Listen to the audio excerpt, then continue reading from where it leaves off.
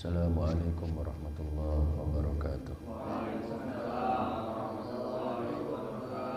Bismillahirrahmanirrahim. Al-Fatihah ala niyatil futuh wal manuh wal rusukh wa tabatin nasuh wa salahil jasadi wal ruh wa ila hadratin Nabi Muhammadin sallallahu alaihi wasallam.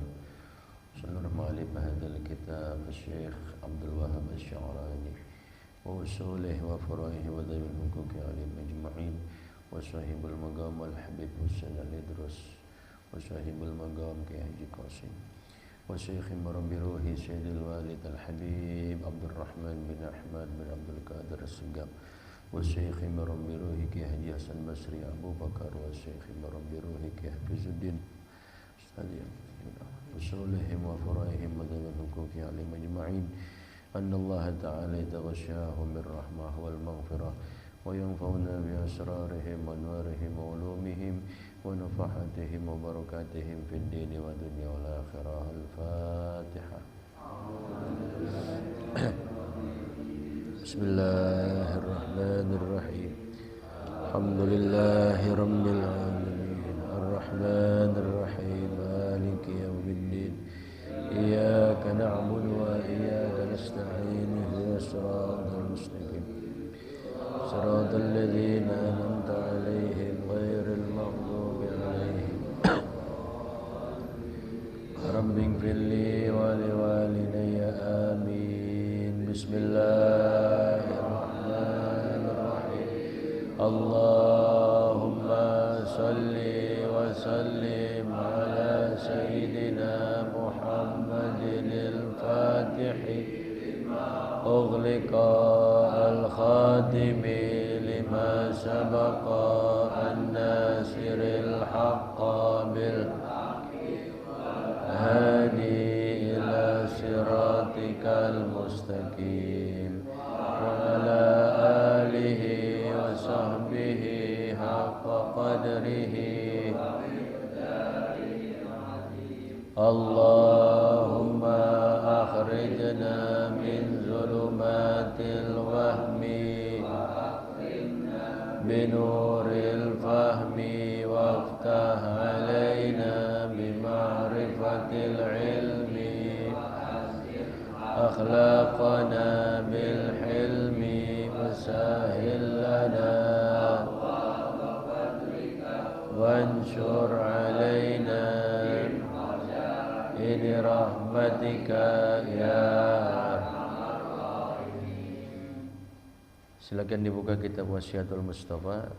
Ada di halaman berapa itu? Coba saya lihat bentar. Beda halaman nih.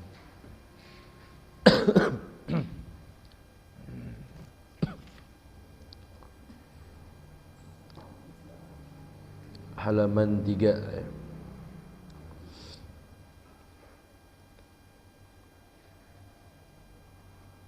13 baris dari bawah. Ada di halaman 3 13 baris dari bawah. Ya aliyu man qara'al Qur'ana itu. Bismillahirrahmanirrahim. Qala radhiyallahu anhu. Qala an-nabiyyu sallallahu alaihi wasallam ya aliyu man qara'al Qur'ana wa lam yuhilla halalahu wa lam yuharrim haramahu kana minal ladzina nabadhu kitaballahi wara'a zuhurihim. Faslun fil wudu'i was salati. Qala an-nabiyyu sallallahu alaihi wasallam ya aliyu istaqsi isbaghal wudu'i fa innahu syatrul iman. Fa idza tawadda'ta fala tusrif fil ma'i. Fa idza faraghta min tuhrin faqra. Inna anzalnahu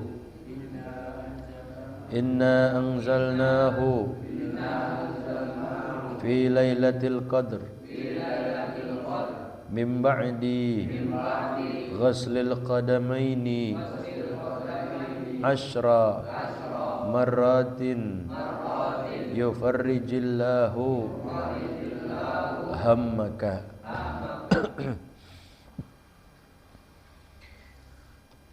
Bismillahirrahmanirrahim. Alhamdulillahirabbil alamin. Wassalatu wassalamu ala asrafil anbiya'i wal mursalin wa ala alihi wa sahbihi ajma'in. Qala Syekhul Muallifu rahimahullahu ta'ala wa adaman naf'a bihi wa bi barakati ulumihi wa bikum fid dharaini amin. Radhiyallahu ankum ajma'in. Qala an-nabiy sallallahu alaihi wasallam ya aliyu man qara'a al-qur'ana wa lam yuhilla halalahu wa lam yuharrim haramahu kana minal ladzina nabadhu kitaballahi wara'a zuhurihim. Melanjutkan pembahasan kitab kita, yaitu kitab Wasiatul Mustafa yang disusun oleh seorang wali min auliyaillah, Syekh Abdul Wahab Asy-Sya'rani. Beliau menyusun wasiat-wasiat yang dikatakan oleh Rasul sallallahu alaihi wasallam kepada Sayyidina Ali. Namun isi wasiat ini bukan saja ditunjukkan untuk Sayyidina Ali, tapi juga diperuntukkan untuk kita sebagai umat Rasul sallallahu alaihi wasallam. Dalam pesan ini Nabi mengatakan, ya Aliyu, wahai Sayyidina Ali karramallahu wajhah, man qara'al Qur'ana, siapa orang yang membaca Al-Qur'anul Karim. Yang kita akui bahwa yang namanya Al-Qur'an itu merupakan kitab suci Al-Qur'anul Karim yang merupakan menjadi pedoman hidup kita. Bila mana kita mengaku mukmin, kita mengaku muslim, tentunya kita harus membaca yang namanya Al-Qur'anul Karim. Karena yang namanya Al-Qur'anul Karim itu merupakan benteng yang kokoh untuk diri kita. Ubay radhiyallahu anhu, Sayyidina Ubay radhiyallahu ta'ala anhu, beliau pernah mengatakan, yang namanya benteng itu, yang namanya tameng kita itu ada 3. Yang pertama, al-masjidu hisnun, masjid ataupun tempat sholat seperti kita musolah, itu merupakan benteng bagi diri kita, ya. Sehingga biarin aja kalau banyak anak-anak yang masuk ke dalam musolah, masuk ke dalam masjid, biarin aja. Ya, sekalipun memang dia ya namanya bocah, ya udah kita bilangin juga jangan berisik, jangan bercanda, pasti memang begitu keadaannya mereka. Cuman tinggal kita atur aja posisi mereka itu nanti di mana gitu. Karena biarin dah, bagi mereka itu ada di dalam hatinya itu terlebih dahulu menanamkan rasa cinta kepada masjid dan juga musolah. Ya, sehingga kalau mereka sudah tertanam ada rasa cinta, akan sangat mudah bagi mereka itu untuk menghidupkan masjid tersebut. Ya. Jadi jangan kita usir dia. Biarin aja. Biar ada rasa cinta dulu, kenal kepada masjid, kenal kepada musola, sehingga nanti pada waktu besar nanti mereka akan menjadi regenerasi kita yang sudah tiada. Iya. Jadi yang bakal tampil ntar ke depannya itu kan anak-anak muda yang sekarang masih mungkin pada bocah. Kita udah nggak ada satu persatu. Yang bakal nerusin masjid kita siapa? Anak-anak ntar. Ya. Nah, jadi jangan sampai masjid sepi, musola sepi, akhirnya ntar disegel lagi, digadein lagi. Jangan. Nah, ini kemana? Sekarang udah disegel. Kenapa? Kagak ada yang minat. Nah, gitu. Ya, apalagi nih musola kita nih udah bagus gitu. Ya, lebih bagus lagi jamaahnya juga penuh banyak gitu kan. Lebih baik lagi. Kipas ada, AC juga ada, penerangan masya Allah, lampu banyak banget ini. Ya, hambal lumayan, ya kan? Nah, kurang apaan lagi? Begitu kan. Tinggal maunya aja kita. Ya. Nah, itu merupakan benteng untuk diri kita. Ya. Yang kedua kata Ubay radhiyallahu taala anhu, zikrullah, zikir, ingat kepada Allah Subhanahu wa taala itu menjadi tameng, menjadi perisai untuk diri kita. Makanya kita kalau habis sholat jangan Allahumma lantas jalan, zikir dulu, ya, zikir, kita istighfar dulu karena kita banyak dosa, banyak khilaf, ya. Kemudian tasbih, takbir, tahlil sebanyak 33 kali kita baca. Nah, karena zikir itu di mana saja, karena zikir itu enggak berkaitan dengan waktu, kapan aja, di mana aja kita zikir. Terlebih lagi setelah kita selesai sholat gitu. Karena yang namanya zikir itu bisa menghilangkan gundah gulana kita, kepusingan kita. Dengan sebab zikir insya Allah bakal hilang. Ya, hilang kepusingan kita, pahala kita peroleh. Ya. Jadi kita kudu punya wiridan juga. Habis sholat baca wiridan apa yang biasa kita kerjain itu. Ya. Tapi kalau pas taklim begini kita jangan sibukin wiridan dulu. Mendingan terlebih dahulu kita sibukin taklim kita. Wiridan ntar dah habis ngaji. Begitu. Kalau sambil kita wiridan sambil kita ngaji percuma, kagak fokus. Kagak fokus karena hati kita itu nggak bakal bisa menyatu. Konsentrasi kita, pendengaran kita dengan apa yang kita gerakkan, lisan kita, tangan kita muter tasbih, dengan hati kita, dengan apa yang akan disampaikan oleh si guru, kagak bakal nyatu. Ya, bohong kalau orang bilang saya zikir tapi saya sambil dengerin ustadz gitu, nggak bisa. Gitu. Yang ada nanti salah paham. Nah, yang begitu kita kesampingkan dulu. Kita pokok utama dulu nih, buat ngaji dulu kita ini, begitu. Ya. Nah, yang ketiga kata Ubay radhiyallahu taala anhu, qiraatul Qur'ani hisnun. Baca Al-Qur'anul Karim itu merupakan laksana benteng tameng perisai untuk diri kita. Ya. Karena kalau kita bisa baca Al-Qur'anul Karim itu merupakan kemuliaan yang Allah taala berikan kepada kita. Apalagi pada zaman yang seperti ini, hiruk pikuk, orang maghrib begini pada pulang kerja di jalan lupa, udah sholat aja udah syukur, udah diingat sholat aja udah alhamdulillah, udah ditambah lagi kayak antum ada waktu ngaji begini, cakep banget udah.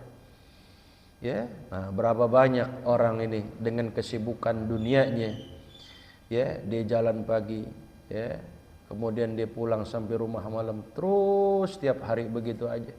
Tapi giliran Al-Quran nggak ditoleh-toleh sama dia. Mengaku ketika qabil tuhnya mas maharnya apaan? Al-Quranul Karim. Ya, ketika dia ijab qabulnya, mas kawinnya seperangkat alat sholat.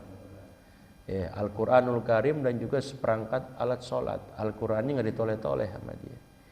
Seperangkat alat sholatnya, sejadahnya dibukanya sholat Idul Fitri doang. Ya. Nah, jadi enggak semuanya orang bisa baca Al-Quran. Kalau ada orang yang diberikan kemudahan oleh Allah Ta'ala untuk membaca Al-Quranul Karim, ada waktu, berarti di situ ada kemuliaan yang Allah Ta'ala persembahkan kepada orang tersebut. Malaikat aja kalau kita baca Quran mereka dengerin tuh, ya. Karena malaikat nggak diberikan untuk baca Al-Quran. Tapi ketika mereka mendengar ada manusia yang baca Al-Quran, mereka semuanya annaha harisatun lidzalik, bersemangat untuk benar-benar mendengarkan bacaan Al-Qurannya manusia. Jadi bacaan Quran kita ini disimak, gitu. Disimak oleh apa? Oleh para malaikat di situ. Ya, disimak oleh para malaikat.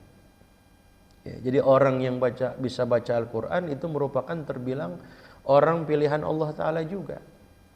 Ya. Jadi kalau hati kita bagus, hati kita baik, nggak ada rasanya kenyang buat baca Al-Quran. Kata Al-Habib Muhammad bin Hasan Jamalul Lail, beliau pernah mengatakan, "Idza tahural qalbu lam yashba' min qiraatil Qur'an."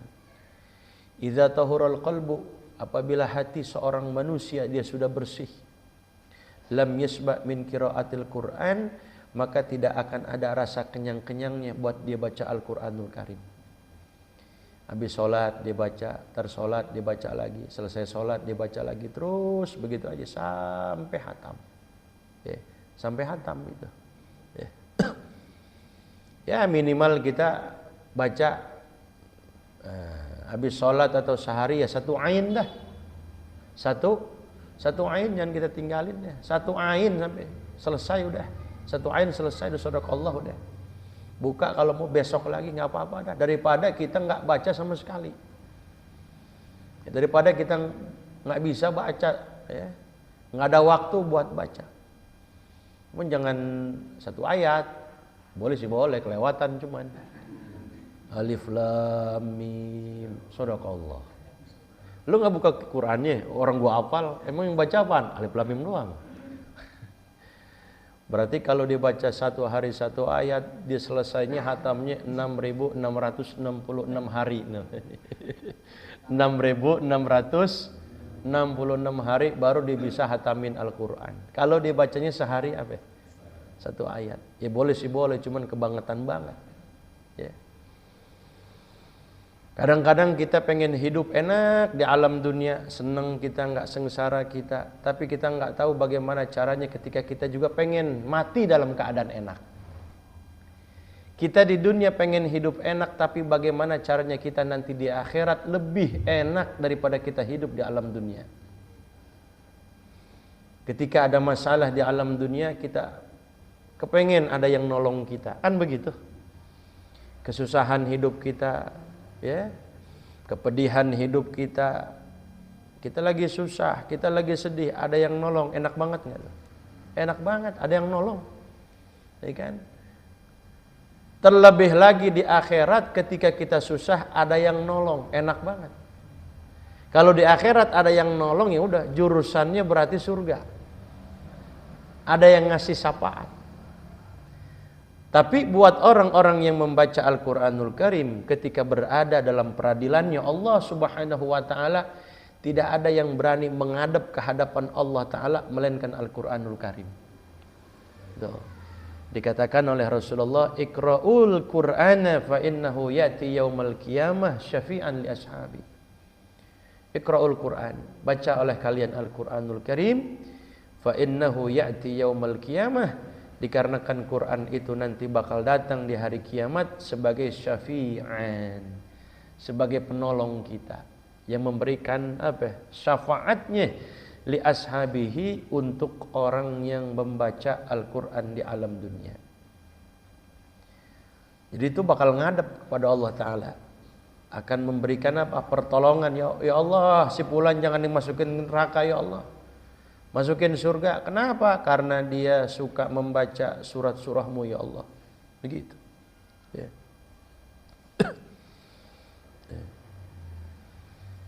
Kita kebanyakan baca Quran, kebanyakan baca koran. Ya mungkin koran juga sekarang mau udah kagak. Tapi kita sering baca status, benar gak? Baca status, lihat-lihat berita di HP. Kan itu yang sering kita lakuin kan. Quran sekarang udah nggak koran tuh udah kurang sekarang ya. Karena udah ada HP, di semuanya di situ banyak berita-berita kekinian itu. Ya. Jadi kalau kita baca koran, tekor pikiran. Apalagi dapat kiriman ini dari grup sebelah kita baca, ya Allah, serba naik. Bawang berapa duit bawang itu? Cabai berapa duit kemarin beli bikin kebuli terasa banget beli gitu. Untung ada Ari tukang bumbu, tukang kelapa deh. Ya. Tekor pikiran kita, tapi kalau kita baca Al-Quran, insya Allah menjadi penyejuk hati kita. Iya, buat penyejuk hati kita di situ. Cuman keistimewaannya kalau kita baca Al-Quran itu sekalipun kita nggak paham, nggak ngerti, tetap dapat pahala. Tapi kalau antum baca zikiran yang antum menjadi wiridan itu nggak dapat pahala kecuali kalau kita kenal maknanya. Ustadz, percuma dong saya baca hizib, percuma dong saya baca ratib atas, ratib haddad. Nah, maksudnya apa? Sekalipun kita tahu maknanya cuman secara global aja, secara garis besar, nggak kudu kita tahu satu-satu per kata per kalimat kita ngerti, nggak mungkin. Di situ kita nggak ada kepandaian, kita nggak ngerti kalau per kalimat per kata itu maknanya apa. Tapi secara global, secara garis besarnya aja itu masih dikasih pahala sama Allah. Kalau kita baca apa? Zikiran. Ya. Kalau baca Quran sih paham nggak paham tetap dapat pahala. Tapi kalau baca zikiran, ya minimal kita tahu secara makna globalnya. Pokoknya dapat wiridan nih, malin nih. Wiridan nih buat apa? Ini buat lapangin rizki. Oh, udah. Intinya kita tahu ini amalan buat apa? Melampangkan rizki kita, memudahkan rizki kita. Udah. Kreatif kan kita tahu buat penjagaan diri kita, buat keberkahan hidup kita, buat tameng diri kita, buat benteng dan perisai diri kita. Minimal kita secara global ya tahu itu. Gitu. Kalau zikiran itu. Tapi kalau Al-Quran, sekalipun dia nggak paham, sekalipun dia nggak ngerti, tetap bernilaikan pahala. Al-muta'abbad bitilawati. Jadi dianggap beribadah dengan sebab kita membacanya. Cuman sekali lagi kalau kita baca Al-Quran, kudu kita belajar ilmu tajwid. Pelajari tajwid itu hukumnya fardu kifayah. Kalau nggak ada yang belajar dosa semua.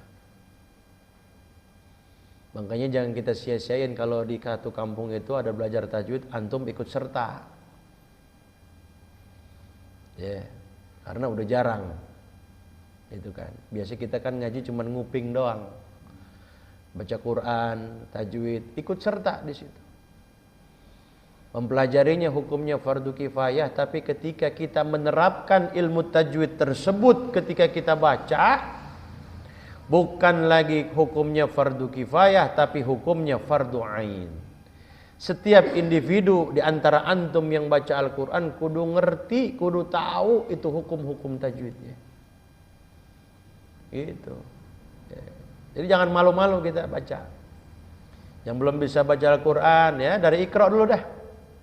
Kalau dulu kan jaber-jaberan itu kan. Jaber A, jaber I gitu kan. Nah, kalau sekarang udah Iqra. Nggak usah malu-malu. Yang belum bisa baca Quran dari Iqra, kata guru dari Iqra udah. Nah, terus udah bagus, nanti seiring begitu sambil kita baca Quran, sambil kita dituntun pakai ilmu tajwidnya. Gitu. Mungkin kita dulu pernah ngaji, paham, ngerti, tapi sekarang kita pada lupa kadang-kadang. Ya, mana itu ikhfa ab'ad, awsat, aqrab, iklab, ketemu apa? Mad wajib muttasil, mad jaiz muttasil, mad wajib muttasil, mad jaiz munfasil, mad tabi'i, mad asli. Nah, itu kudu kita pahamin, harus kita mengerti gitu.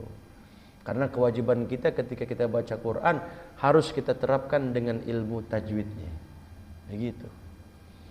Ya, makanya kalau ngaji Quran nggak sama guru, nggak ada yang salahin. Bener aja. Siapa yang mau nyalain bacaan kita? Orang nggak ada yang merhatiin bacaan kita. Siapa yang mau salahin?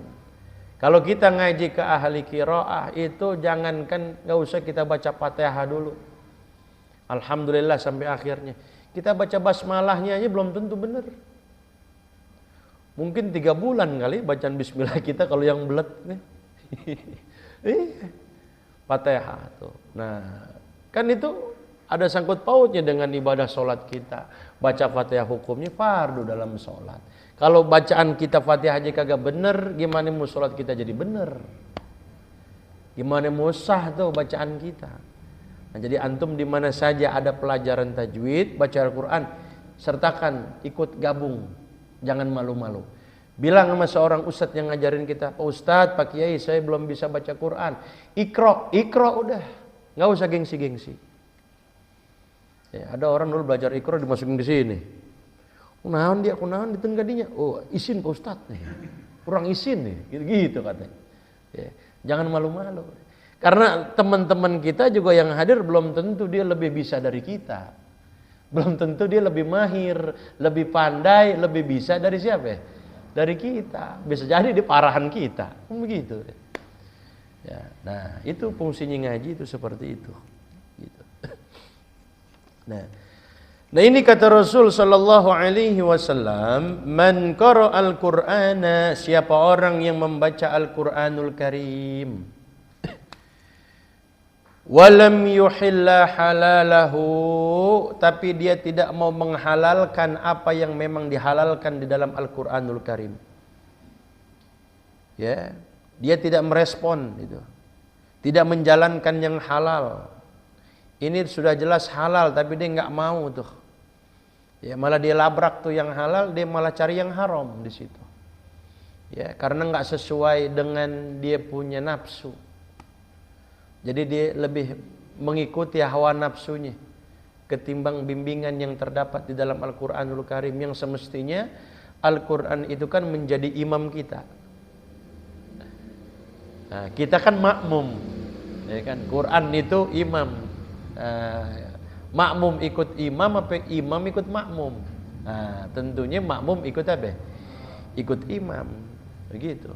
Ya. Nah, makanya ketika kita baca ada adab-adabnya yang sangat ditekankan ketika kita baca Al-Quran. Apa itu? Kata Habib Abdullah bin Alwi Al-Haddad, ketika kita baca Al-Quranul Karim, hendaknya di situ ayyakuna fi hali tilawatihi mutadabbiran lima yaqra'u mutafahiman lahu. Ketika kita baca harus ada yang namanya mutadabbiran. Artinya dia merenungkan isi bacaan yang dibaca. Renungin nama dia. Ya, mutafahiman lahu, kita pahamin. Ya, jadi bukan hanya sekedar baca. Memang sekalipun kita nggak paham, nggak ngerti, dapat pahala. Tapi lebih sempurna lagi kalau kita paham, mengerti, dan merenungkan isi yang terkandung di dalam Al-Quranul Karim. Lebih mantap lagi. Lebih khusyuk lagi malah kita kalau paham artinya, nggak sembarang kita baca. Mungkin di situ ada yang berisi azab-azab, ya kan? Siksa-siksa Allah Ta'ala. Kita renungin sampai meneteskan air mata kita, ya kan? Pernah gak kita baca Al-Quran ini sampai nangis? Ada gak di antara kita? Al-Quran nangis gitu? Hah? Ente kenapa nangis?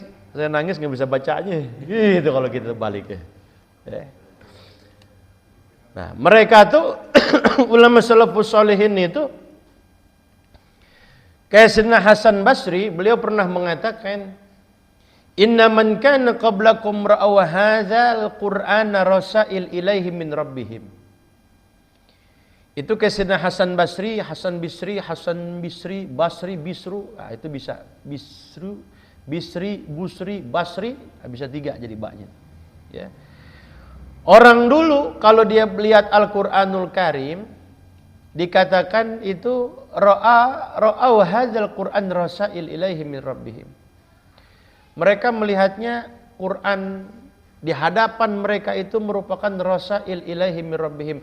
Itu laksana surat yang Allah Ta'ala berikan kepada mereka. Tuh. Nah, kita kalau dapat surat kan ya tadabbaruna billail. Oh, malam-malam kita buka lagi kan? Setiap saat, setiap waktu kita buka. Kayak antum dah mungkin pernah dapat surat dari pacar gimana? Hah? Yang dapat surat yang tua-tua sekarang nih. Yang anak muda sekarang kan dapetin gampang WA. Ya kan? Oh. Bagaimana kalau antum dapat surat dari pacar? Buka enggak? Sampai disempilin di dompet. Bener gak? Dilepitin tuh kan. Disemprot minyak wangi. Terbuka lagi. Gitu gak? Kalau udah baca itu udah hafal berapa kali. Terlepit lagi. Besok kan buka lagi. Bener gak? Tuh. Itu menunjukkan kita sayang cinta gak sama dia tuh. Sama yang ngasih surat gitu. Seneng gak? Tapi kalau antum dapat surat dari seorang wanita, itu surat dari awal sampai akhir nggak pernah dibuka. Dari awal sampai akhir, besok kan dapat surat. 2 hari kemudian ke depan dapat surat lagi. Setiap minggu dapat surat, tapi nggak pernah dibuka, nggak pernah ditoleh tuh surat, kita kumpulin aja di rumah. Berarti kita cinta nggak sama tuh perempuan? Hah? Gimana mau buka surat lo, orang lo bukan inian gua gitu-gitu kan ya, bukan level gue kan gitu. Nah, gua nggak cinta gitu. Berarti kalau kita mengaku cinta kepada Allah sedangkan Al-Qur'annya bahkan sebanyak 114 surat gitu. Allah kirim ke kita sebanyak 114 surat kagak pernah dibuka, berarti kita cinta nggak sama Allah? 114 surat. Sama kayak kita dapat kiriman surat dari wanita 114 gak pernah kita buka-buka, apa iya kita bakal mengaku cinta sama dia? Enggak. Tuh. Nah, jadi jangan harap kita dapat mengatakan mengaku cinta kepada Allah kalau surah-surahnya itu Al-Qur'an enggak pernah apa? Enggak pernah kita baca. Begitu. Ya. Nah, cuman adabnya kalau kita baca Quran renungin maknanya ya. Renungin tuh isi yang terkandung dalam Al-Qur'anul Karim. Semua ilmu di situ semuanya apa? Mencakup semuanya di situ. Lautan ilmu di situ dalam Al-Qur'anul Karim. Cuman karena kita nggak paham aja. Sekedar kita baca aja. Ya. Bahkan dikatakan dalam satu kitab ada orang baca surah Al-Baqarah dengan surah Al-Imran. Surah yang terpanjang itu surah apa? Berapa ayatnya? Jangan bilang panjang doang, ditanya ayatnya berapa? 286. Percaya nggak? Buka di Quran tuh. 286 tuh ayat paling panjang. Kalau Ali Imran cuma 200-an. Yeah. Dia punya katanya itu 6.221 kata. Ya. Hurufnya 25.500. 25.500 huruf. Sedangkan katanya itu 6.221 kata. Paling panjang. Surah yang paling panjang tuh Al-Baqarah. Makanya kalau hatam Al-Quran dapat Al-Baqarah mendingan yang akhir. Panjangan itu ya. Nah, bagaimana tuh? Dalam kitab An-Nasi'ah Diniyah Al-Wasayal Imaniyah ada orang baca surah Al-Baqarah dengan surah Ali Imran. Yang satu baca surah Al-Baqarah doang, yang satu lagi baca surah Al-Baqarah juga, baca surah Ali Imran juga. Tapi ketika mereka setar baca bareng, ternyata selesainya, finishnya juga bareng. Katakan baca jam 6, selesai jam 7. Nah, Mestinya yang lebih lama yang mana? Mestinya yang baca yang lebih lama orang yang kedua, dia baca Al-Baqarah juga, baca Al-Imran juga. Tapi kenapa ketika mulainya bareng, selesainya juga bareng? Mestinya kan lamaan dia ini. Karena dia baca berapa surah?